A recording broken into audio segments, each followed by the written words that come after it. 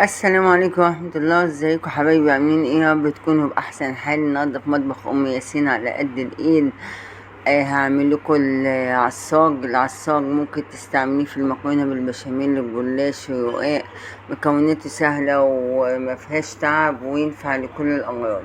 كل سنة وانتم طيبين، ويا رب أيامكم كلها تكون سعيدة وبخير يا رب العالمين.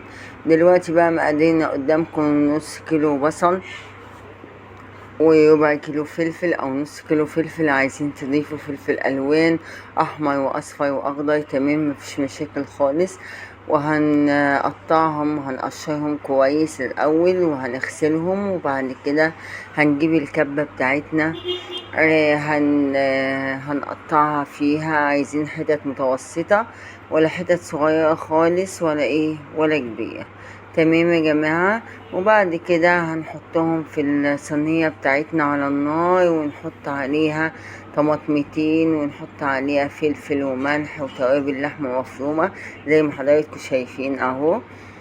ونقلبهم بقى مع حبة زيت كويسين، علشان ما نكترش الزيت في الجلاش او السمنة. يكون اكترها في اللحمة المفرومة، علشان ايه؟ ما يبقاش سمين. تمام يا جماعة. وحطينا طماطمتين جميلة وشكلها وايدي وزي العسل وريحة وشكل ما شاء الله عليه.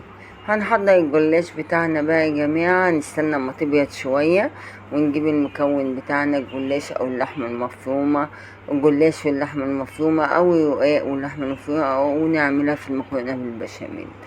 هنجيب الرقاق بتاعنا النهاردة هنعمله جلاش رول.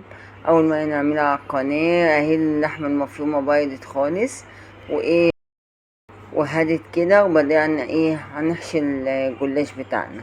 اول حاجة هنجيب ورقتين جلاش، وهنحط عليهم نقطة سمنة كده، وهنمسحها بيها. تمام. بعد كده نتني حتة صغيرة من الجلاش، وبعد كده هنحط اللحمة المفرومة عليها، وهنفرد بقى بالطول كده، علشان احنا هنلف ايه عرض، مش هنحط كله في الصينية رقة او رقتين وبعد كده هنحط عليها زي الجلاش العادي. هنحط اللحمة المفرومة، وبعد كده ايه هنلف بقى يا جماعة. بسم الله والصلاة والسلام على رسول الله. هنلف بقى، احنا حاطين سمنة في الأرضية، وهنلف اخر حتة. لو ما تلزقتش يا جماعة ما فيهاش حتة سمنة، نحط لها حتة سمنة علشان يمسك الرول مع بعض. تمام. هنجيب الصينية بتاعتنا وهنحط فيها الرول بتاعنا،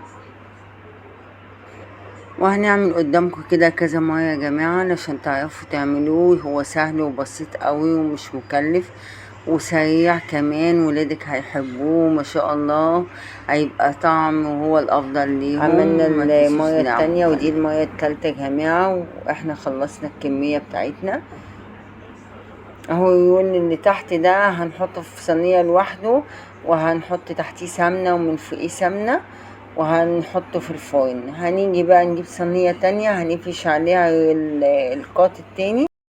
قبل يا جماعة ما ندخل الصينيتين اللي احنا عاملينهم، لازم نسقيهم يا شوربة اللبن، وبعد كده ندخلهم الفرن.